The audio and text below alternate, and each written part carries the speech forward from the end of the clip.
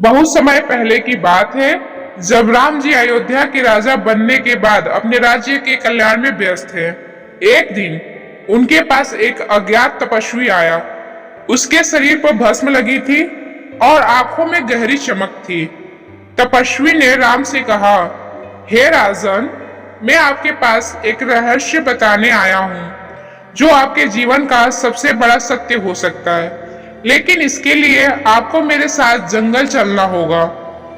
राम जी ने अपनी प्रजा की भलाई के लिए सभी राजकाज लक्ष्मण और भरत को सौंप और तपस्वी के साथ चल पड़े।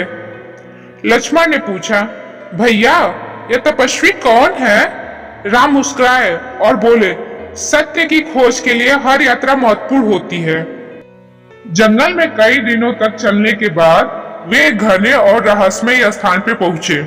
वहां एक गुफा थी जिसके प्रवेश द्वार पर विशाल सर्प पहरा दे रहा था।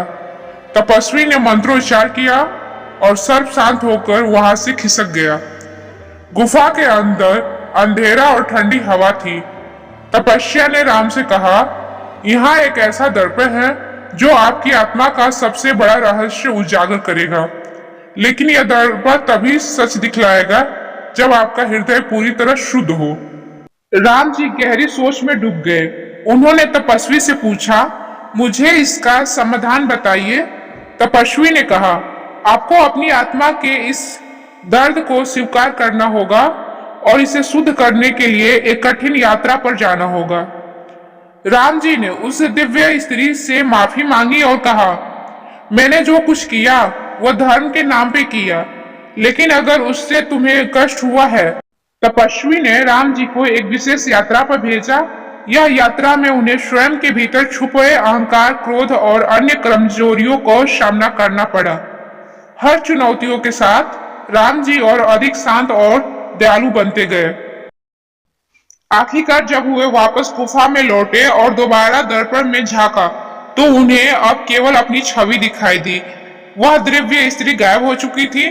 तपस्वी ने कहा, अब आपका हृदय पूर्ण रूप से शुद्ध हो गया है। आप सच्चे मायनों में मर्यादा पुरुषोत्तम बन गए हैं। इस घटना के बाद राम जी ने अपने राज्य में और अधिक न्यायपूर्ण तरीके से शासन किया और हर किसी के दर्द को समझने की कोशिश की। यह रहस्यमय यात्रा उनके जीवन का सबसे बड़ा सबक बन गई। इस कहानी से हमें क्या शिक्षा मिलती है? आपको वीडियो पसंद आई होगी तो कमेंट करके जरूर बताइएगा।